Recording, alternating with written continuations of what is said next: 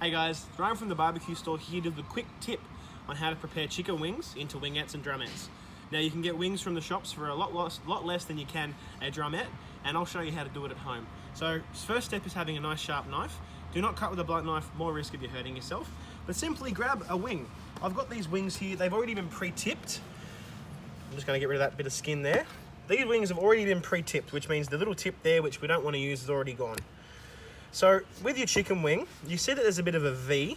You got your drumette on this side, your wingette on this side, and you want to separate those. So with your sharp knife, right there, at the base, in between the two sections, is what we call cartilage. So with your sharp knife, if you just run it straight down there, you've now got a drumette and a wingette. So just to show you that again.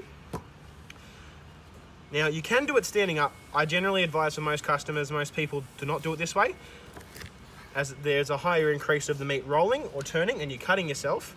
So by just laying it flat, skin side, this is the part that I like to lay flat because it's the flattest side.